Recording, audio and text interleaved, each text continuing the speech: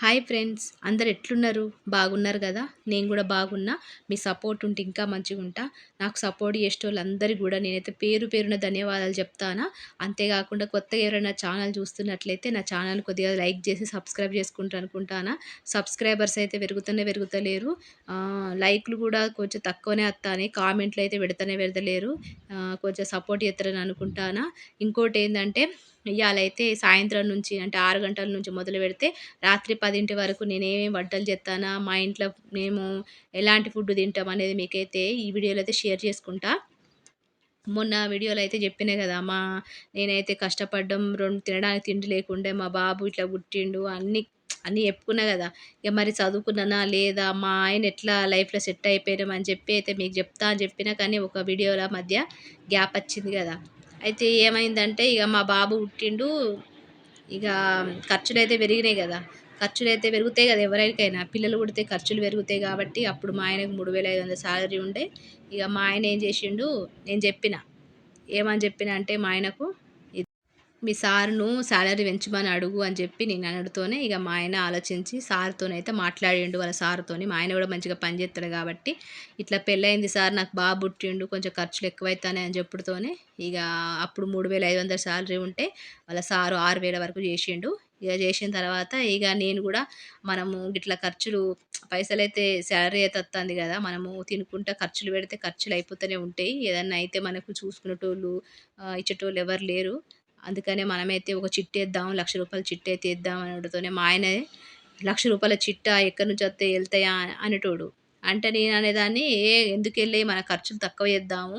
కొంచెం పొదుపు చేసుకుంటేనే కదా రేపటి రోజున పనికొత్తయి. మీ నాన్న, మీ అమ్మ అయితే ఏమి హెల్ప్ చేత్తలేరు. ఇగ నాకైతే తల్లిదండ్రులు లేరు గదా! రేపటి రోజున ఏదైనా అవసరానికి పనికొత్తయి అని చెప్పుడుతోని మా ఆయనైతే ఇని రూ. 1,00,000 చిట్టి అయితే స్టార్ట్ చేసినాం. గట్లా మంచిగానే గడిచిపోయినాయి రోజులన్నీ. బాబు అయితే 2 సంవత్సరాలోడయిండు. ఇగ మళ్ళా కష్టాలయితే స్టార్ట్ అయిపోయినాయి. ఇగ మళ్ళీ ఏం కష్టం స్టార్ట్ అయిందంటే, ఇగ నా కష్టాలన్నీ అయిపోయినాయి గదా! నాకు నోస్‌కు దెబ్బ తగిలింది, చెయ్యి కాలింది. ఇగ అట్లయితే తగ్గిపోయినాయి. అవన్నీ అయిపోయినాయి. కానీ ఇగ మా బాబుకి స్టార్ట్ అయినాయి. ఎట్లా అంటే మా బాబు అప్పుడు ఇగ మెల్లగా సంవత్సరంన్నర, 2 సంవత్సరాలు అంటే నడతాడు గదా! ఇగ నడతాడు కాబట్టి ఒకరోజు ఏమైంది, మా ఇంట్లో టీవీ గూడా ఉండకపోయేది. వాళ్ళ బ్యాచిలర్‌గా ఉన్నప్పుడు వాళ్ళ ఫ్రెండ్స్ దగ్గర మానిటర్ ఉంటది గదా! కంప్యూటర్, పాడైపోయిన కంప్యూటర్ తీసుకొనొత్తే దాన్ని మంచిగా రిపేర్ చేసుకొని, మా ఆయన రిపేర్ చేస్తాడు కాబట్టి రిపేర్ చేసి కంప్యూటర్‌ను మంచిగా అయిన తర్వాత అందులో సీడీలేసుకొని మేము చూసేటోళ్ళం. అంటే సినిమాలు సీడీలు ఏదైనా ఏ సినిమా కావాలంటే ఆ సినిమా సీడీ తెచ్చుకొని చూసేటోళ్ళం. చూసిన సినిమానే చూసుకుంటుండేటోళ్ళం.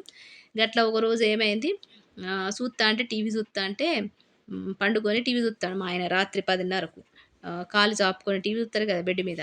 గట్లా చాపుకొని టీవీ చూత్తాంటే మా బాబు అమ్మి వచ్చిందని చెప్పి నా దగ్గరికి పరిగెత్తుకుని వచ్చే టైంలో మా ఆయనకు కాళ్ళు తీయమని చెప్పి నేనన్నా. బాబు వత్తాండు, బెడ్ మీద ఉన్నాడు. అప్పుడు బెడ్ కూడా తెచ్చిండు. ఇక గట్లనే ఇక కొన్ని కొన్ని పైసలు జమ చేసుకొని బెడ్ కూడా తీసుకొచ్చుకున్నాం. ఎందుకంటే డెలివరీ అయిన తర్వాత కింద పండుడు ఉండదు కదా కాబట్టి, ఈ బెడ్ తీసుకొచ్చిండు మా ఆయన అప్పుడు. ఇంకా బెడ్ మీద పండుకొని బాబు నా కోసం వత్తాంటే మా ఆయనను కాళ్ళు తీయమన్నా, మా బాబు కాళ్ళు తగుడు మా ఆయన తీసుడు ఒకటేసారి అయింది. అవుడుతోనే మా బాబు బెడ్‌కు డిజైన్ ఉంటది కదా కార్నర్‌ల. బెడ్‌కున్న డిజైను కింద పడుతూనే ముక్కుకు తగిలింది. నోస్‌కు తగిలింది మా బాబు నోస్‌కు. 1 ½ అట్లా అయితాంది అప్పుడు ఇయరు.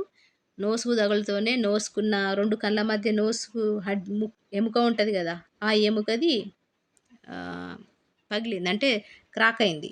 అవుడుతోనే ఇగ మస్తు రక్తం పోయింది. రాత్రి 10:30 అయితాంది. ఫుల్లు రక్తం పోయింది. తొందరగా హాస్పిటల్‌కి తీసుకుపోయినాం. పైసలు లేకుండే. ఆళ్ళు ఈళ్ళు ఉంటారు కదా! మాకు తెలిసినోళ్ళు ముస్లిమ్స్. ఇగ వాళ్ళని అడిగితే వాళ్ళు ఇచ్చేటోళ్ళు. పోయి తొందర హాస్పిటల్‌కి తీసుకుపోయి చూపిస్తే కుట్లు పడతాయి అని చెప్పిర్రు. కుట్లు ఏపిచ్చుకోలేదు గానీ, ఇగ చిన్న బాబే కాబట్టి స్కిన్ను పెరుగుతది. కానీ కనబడతది మొఖం మీద అని చెప్పి అన్నారు. అద్దద్దు కుట్లయితే మళ్ళా మొఖం పాడైపోతది. ముక్కు కొంచెం డిజైన్ పోతదని చెప్పి మేమైతే కుట్లేపియలేదు. ఇగ గట్ల జరిగిపోయింది. గట్ల జరిగిన తర్వాత మళ్ళా కొన్ని రోజులకు మళ్ళా బెడ్ మించి కింద పడ్డాడు. అంటే వయసు నడిచే వయసే గానీ బాగా ఫాస్ట్ ఉండేటోడు మా బాబు, పెద్ద బాబు. ఇప్పుడు గూడా గదే ఫాస్ట్ ఉంటాడు. బాగా ఫాస్ట్, ఏదైనా ఫాస్టే. పుట్టుడే ఫాస్ట్‌గా పుట్టిండు. గట్లనే బాగా ఫాస్ట్ ఉండేటోడు. మాటలు ఫాస్ట్, నడవడం నడక నేర్చుకునుడు కూడా ఫాస్టే, చదవడంలో ఫాస్ట్, అన్నీ ఫాస్టే ఉండేటోడు. అయితే ఒకరోజు బెడ్ పెంచి కింద పడ్డాడు. కింద పడుడుతోనే భుజం అంటే షోల్డర్‌లో గూడా ఫ్రాక్చర్ అయింది. దానికి ఒక 20 రోజులు సిమెంట్ పట్టేసి 20 రోజులు వాడిని అట్లా చూసుకున్నా. ఇగ ఆ తర్వాత 2 సార్ల ఒకసారి స్లైడ్ మించి కింద పడ్డాడు. కింద పడితే మనము రాసేటప్పుడు ఉంటది గదా! చెయ్యి మణికట్టు అక్కడ ఫ్రాక్చర్ అయింది. అట్లా కొన్ని రోజులు ఒకటి కాకపోతే ఒకటి, ఒకటి కాకపోతే ఒకటి. ఇంకోసారి ఏమైందంటే మన ఇట్లా ఏమంటారు? కుక్కతోని ఆడుకుంటా అంటే ఇంట్లో పెంచుకున్న కుక్కతోని ఆడుకుంటా అంటే ఆ కుక్కని ఏమన్నాడో మరి ఏమో ఆ కుక్క వచ్చి చెంపని కా కొరికింది. ఆ చెంప మీద కొరికితే ఆ చెంపకు బాగా రక్తం వెళ్ళిపోయి అయ్యో! తొందరగా జేయాలి లేకపోతే బ్రెయిన్‌లోకి ఎక్కి బ్రెయిన్‌ల పిల్లగానికి పాయిజన్ ఎక్కి పిల్లగాడు చనిపోతాడు అనడంతోనే భయపడి తొందరగా హాస్పిటల్‌కి తీసుకుపోయినాం. ఆ చెంపకే ఫుల్ ఇంజెక్షన్‌లు ఏపిచ్చుకున్నాం. గట్లా ఇంజెక్షన్‌లు ఏపిచ్చినాం మొఖానికి అంటే చెంపకు ఎక్కడైతే కుక్క కరిసిందో అక్కడైతే ఇంజెక్షన్స్ ఏపిచ్చినాం మా బాబుకు, పెద్ద బాబుకు. ఇగో గిట్ల కష్టాలు పెట్టిండు మా పెద్ద బాబు. ఇంకా ఉన్నాయి చెప్పుకుంటూ పోతే ఇంక దగ్గర ఇప్పుడు గూడా గట్లనే కష్టాలు పెడతాడు మా పెద్ద బాబు. అది తెలవక చేత్తడో మరి తెలిసి చేత్తడో అర్థం గాదు. ఇగ మా అమ్మ నాన్నల ఉసురు తగిలిందో మరి ఏమో గానీ సుఖంగా అయితే లేకుండా అయిపోయింది జీవితం అప్పుడు. ఇగ అట్లా కష్టాలల్ల అట్లా 3 సంవత్సరాలు గడిచిపోయి ఇగ 4లో పడే టైంల మా చిన్న బాబు అయితే కడుపులో పడ్డాడు. ఇగ వాడిని స్కూల్ అయితే పంపినాం అప్పుడు. ఇగ మా పెద్ద బాబు స్కూల్‌కి పోయేటోడు. ఇగ స్కూలుకి పోయిన తర్వాత మా చిన్న బాబు కడుపులో పడ్డ తర్వాత ఇగ కొద్దిగా మా పెద్ద బాబు అంత కష్టమైతే మా చిన్న బాబు డెలివరీ అప్పుడు గానీ, కడుపుతో ఉన్నప్పుడు గానీ, ఏవి అంత ఇబ్బంది ఏం పెట్టలే. ఇగ డెలివరీ టైంలా మా అంటే పెళ్ళైన అంటే మా చిన్న బాబు కడుపులో ఉన్నప్పుడు అప్పుడు ఫుడ్ కొంచెం మంచిగానే ఇక పైసలు కొంచెం ఆహ్, వచ్చేటియి. ఇగ మా చిన్న బాబు అప్పుడు మా ఆయననే మంచిగా అన్నీ ఏదంటే అది కొనిచ్చేటోడు. ఏదంటే అది తనిపించేటోడు. ఎందుకంటే మా పెద్ద బాబు ఉన్నప్పుడు నాకు తినడానికి తిండి లేకుండే. సరిగ్గా తిండి లేక సరిగ్గా ఏది కావాలంటే అది ఏమి కొనియకుండా అయిపోయా నా జీవితం అప్పుడు.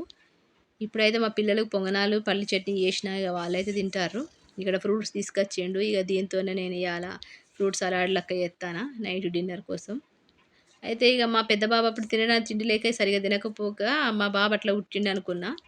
ఇగ రెండో బాబు అప్పుడు మా ఆయనకు కొంచెం ఇగ చిట్టి పైసలు గట్ల జమ చేసుకున్నాం కాబట్టి, ఇగ కొంచెం సాలరీ కూడా ఉండే ఎక్కువనే ఉండే. ఇగ చిన్న బాబు అప్పుడు కొంచెం మంచిగా ఆరోగ్యంగానే తిన్నా. చెకప్ పోయినా మంచిగానే మా ఆయన వాళ్ళ త్రూ కంపెనీలోనే నాకు హాస్పిటల్‌లో చూపిచ్చిండు. అంతా ఆరోగ్యంగానే ఉండే. ఇగ మా చిన్న బాబు పుట్టే టైంల ఇగ మళ్ళా ప్రాబ్లమ్స్ అత్తగారింటికి పోతే బాధలని చెప్పి, మా ఆయనైతే ఏం చేసిండు, వాళ్ళ అమ్మ నాన్నలే మా ఇంటికి పిలిపిచ్చిండు. ఇగ నేనే పెట్టుకుంటా. ఫస్ట్ డెలివరీ మీరు పెట్టుకున్నారు గదా! సెకండ్ డెలివరీ నేనే పెట్టుకుంటా అని చెప్పి పిలిపిచ్చి, ఇగ మా అత్తమామల్ని రమ్మని చెప్పిండు. నేను 9 నెలల దాకా మా అత్తమ్మ రాలేదు. పెయిన్స్ ఎప్పుడున్నాయో గప్పుడే పిలిపించుకున్నా. అప్పటిదాకా నేను పోయింది లేదు, అలా వచ్చింది లేదు, నన్ను చూసింది లేదు. డెలివరీ ఎప్పుడైతదో అంటే డెలివరీ పెయిన్స్ ఎప్పుడైతదో ఆ రోజే పిలిపించుకున్నా. అంటే నాకు పొద్దున కొంచెం స్టార్ట్ అయినట్టు అనిపిత్తే పొద్దున ఫోన్ చేసి చెప్తే వాళ్ళు మధ్యాహ్నం అంటే రాత్రి 9 వరకు వచ్చిర్రు. రాత్రి 9 వరకు నాకు పెయిన్స్ ఎక్కువైపోయినాయి. మళ్ళా సెకండ్ ప్రెగ్నెన్సీలో గూడా. ఈసారైనా నార్మల్ అయితదనుకున్నాం. హాస్పిటల్‌కి ఇగ అదే వాళ్ళు వచ్చిర్రు. అట్లా బురకా ఇప్పిందో లేదో అదే ఆటోలో మళ్ళా హాస్పిటల్‌కి పోయినాం. ఎందుకంటే చూసుకోదు గదా! అత్తమామలు అత్తెందుకు చూసుకుంటది? ఎంతైనా అత్తే అయితది గదా! మనకు చూసుకోదు కాబట్టి ఆ భయంతోని వాళ్ళని డెలివరీ టైంలోనే అంటే పెయిన్స్ వచ్చే వరకు పిలవద్దు అని అనుకున్నా. ఆ పిలు పిల్ అంటే డెలివరీ టైంలో అంటే పెయిన్స్ వచ్చిన తర్వాతనే పిలిపించుకున్నా. ఇగ గట్లయితే పిలిచినాం. పిలిచిన తర్వాత పెయిన్స్ వచ్చుడుతోనే ఇగ అదే ఆటోలో మేమైతే హాస్పిటల్‌కి పోయినాం. చూత్తారు గదా! ఇక్కడైతే అన్నీ జామకాయ, ఆపిలు, పప్పాయ, పల్లీలు, బాదాం అన్నీ గూడా మంచిగా కడిగేసుకొని మంచిగా నియేత్తాన. ఇట్లా నైట్‌లో తింటే ఆరోగ్యానికి మంచిది. అయితే ఇగ డెలివరీ అయితది మంచిగా నార్మల్ డెలివరీ అయితదేమో అని హ్యాపీగా అయితే పోయిన ఆటోల. కానీ ఒక బాధుండే. ఏం బాధుండే అంటే ఇప్పుడు ఈ డెలివరీలో ఎట్లా చూసుకుంటారు నన్ను. అప్పుడైతే మా అత్త చూసుకోలేదు. మా ఆయన చూసుకున్నాడు. ఇప్పుడు ఒక బాబున్నాడు. ఈ బాబుని ఎవరు చూసుకోవాలి? మా ఆయనని ఎవరు చూసుకోవాలి? నన్నెవరు చూసుకోవాలి? అని బాధ మాత్రం బాగుండే నాకు. కానీ ఇగ మా అత్తున్నది గదా! చూసుకుంటదేమో ఒక 2, 3 రోజులన్నా చూసుకుంటదేమో అనుకున్నా గానీ, ఎట్లా చూసుకున్నది? ఏంది? ఎంత కష్టపెట్టింది? ఏందనేది మీకు వీడియోలో చూపిత్తా, చెప్తా. అయితే ఇగ డెలివరీకైతే పోయినాము. హాస్పిటల్‌కి పోయినాం. పెయిన్స్ వచ్చినాయని హాస్పిటల్‌కి పోతే డాక్టర్లు అబ్జర్వేషన్‌లో పెట్టిర్రు రాత్రి. పెట్టుడుతోనే ఒక ఇంజెక్షన్ అయితే ఇచ్చిర్రు డాక్టర్లు. ఇంజెక్షన్ ఇచ్చిన తర్వాత ఇప్పుడైతే పెయిన్స్ వత్తలేవు గదా! రేపు పొద్దున ఆపరేషన్స్ ఉంటాయి. ఒకవేళ పెయిన్స్ రాకపోతే ఆపరేషన్ రేపు చేసుడయితదని చెప్పి అన్నారు. ఇగ ఆ రోజు రాత్రి ఇగ హాస్పిటల్‌లోనే పండుకున్నాం మేమందరం. నా పెద్ద బాబు, మా ఆయన, నేను, మా అత్త, మా మామ ఒక రూమ్‌లో పండుకున్నాం అందరం కలిసి. ఇగ పొద్దున 10 గంటలకు ఆపరేషన్ అందరికీ ఆపరేషన్ ఒకటేసారి ఒక 10 మందికి ఆపరేషన్ జేత్తరు. కంపెనీ త్రూ‌లు ఉంటదది హాస్పిటలు. అయితే ఇగ 10 మందికి ఒకటేసారి ఆపరేషన్ ఒకరినొకరికి ఆపరేషన్ అయితే చేసిర్రు. నాకు గూడా ఆపరేషనే అని అర్థమైపోయింది. ఇగ నాకు పెయిన్స్ రాలేదు. ఇగ ఆపరేషన్ అని అర్థమైపోయింది. రెండోది గూడా ఆపరేషనేనా అనుకున్నా. ఈ ఆపరేషన్ పెయిన్ కన్నా ఎక్కువ నాకు ఎవ్వరు జూసుకోరు అన్న బాధ ఎక్కువుండే. ఎందుకంటే, ఆ పెయిన్ పెట్టుకొని నేను పిల్లగాళ్ళకి స్నానం జేపిచ్చేదాన్ని. అంటే మనకు స్టిచ్చింగ్ ఉంటది గదా! ఆ స్టిచ్చింగ్స్ పచ్చిగున్నప్పుడే అంటే 10 రోజులకు, 15 రోజులకి స్నానాలు జేపిచ్చుకునేదాన్ని పిల్లలకు. స్నానాలు జేపిచ్చుకునేదాన్ని, ఇంటి వంట చేసుకునేదాన్ని, బట్టలు ఉతుక్కునేదాన్ని, పిల్లలకు అన్నాలు వండి పెట్టేదాన్ని. అట్లా ఆ ప్రాబ్లమ్ నేను తట్టుకోలేకపోయినా. మళ్ళా గట్లనే అయితదా అని జెప్పి మస్తు బాధపడ్డా. ఇగ అదే భయపడ్డా నేను. ఎంత భయపడ్డానో భయపడ్డట్టుగానే నాకు సెకండ్ డెలివరీ అప్పుడు గూడా గదే పరేషాన్ అయింది. ఎంత పరేషాన్ అయిందంటే, ఆ పరేషాన్ జీవితంలో ఏ ఆడపిల్లకు రావద్దు. ఎందుకంటే, ఒక పొట్టను చీర్చుకొని 15, 20 కుట్లేసుకొని అది ఆరకముందే రెస్ట్ తీసుకోకముందే ఇంటి పని, వంట పని, బట్టల పని, పిల్లలకు స్నానాలు జేపిస్తే ఒక్కసారి ఆలోచించుకోండి. ఆడవాళ్ళ ఎంత ఘోరంగా నొప్పుంటదో ఒక్కసారి ఆలోచించుకోండి. మా చిన్న బాబు జనవరిలో పుట్టిండు. చలికాలము. ఇంకా ఎంత బాధపడ్డానంటే పక్కోళ్ళు, ఎదురోళ్ళు నన్ను జూసి బాధపడ్డరు గానీ, నా నా బాధను జూసి నన్ను దగ్గర తీసుకున్న వాళ్ళైతే లేకుండే నాకు మా చుట్టాలు, మా అత్త వాళ్ళు ఎవ్వరు రాలే. నాకెవ్వరు ఫోను జేయలే. ఆడబిడ్డలంటాను ఆడపడుచులు, యారాళ్ళు. ఎందుకంటే మా మామకు నలుగురు కొడుకులు గదా! ఒక్క యారాలు రాలే. అత్త వదిలేసి ఎళ్ళిపోయింది.